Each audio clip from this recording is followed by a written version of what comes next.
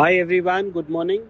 This message is of grave importance as we all have been hearing about the incidents which are happening in Delhi NCR जहाँ बच्चों को females को and in fact even males को people are just missing out और पिछले 15-20 दिन के अंदर there have been a grave number of around 900 to 1000 people missing in Delhi NCR.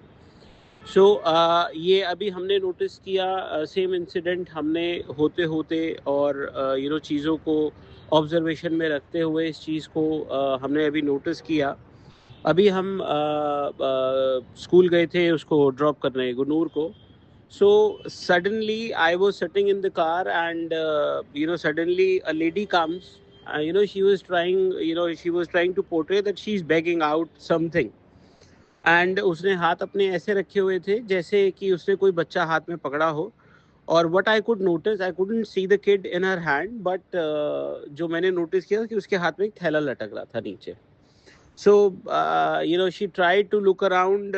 2-3 parents थे जो गाड़ी में बैठे हुए थे, वो सबके शीशों पे गई and she was trying to beg out. So suddenly थोड़ी देर में मैंने क्या देखा कि वो स्कूल की बाउंड्री पे फुटपाथ पे जाके वो खड़ी हो गई lady and she is trying to observe things in and around कि क्या हो रहा है आसपास. सडनली जो गार्ड्स वहाँ पे जो स्कूल की तरफ से डिप्लॉयड हैं, सो मैंने गार्ड को बोला, मैंने कहा कि मैंने आज तक किसी को यहाँ पे ऐसे बैक करते हुए नहीं देखा और ये थोड़ा सा मैटर मेरे को सस्पिशियस लग रहा है, आप ज़रा एक बार जाके वेरीफाई करिए इनको. You guys won't believe to the horror what we actually saw. और अगर पता होता कि कुछ ऐसा होने वाला है तो हम शायद वीडियो रिकॉर्ड कर लेते इस इंसिडेंट को. सो गार्ड उसके पास जाता है, गार्ड ने उससे पूछा हाँ भाई क्यों खड़े हो, कैसे खड़े हो, वट एवर जो गार्ड ने उससे बात करी होगी. And out of haphazard manner she got scared और what I don't know. Suddenly an auto comes at a very high speed और वो वहाँ पे आके रुकता है और वो लेडी इतनी फ्रिस्कली उस ऑटो में बैठती है जैसे उसको पता हो कि हाँ मेरे को एक ऐसी सिचुएशन में भागना पड़ेगा. I was seeing this all because मैं गाड़ी में बैठा था और मैंने गार्ड को स्पेशली भेजा था इस काम के लिए कि जाके चेक करें.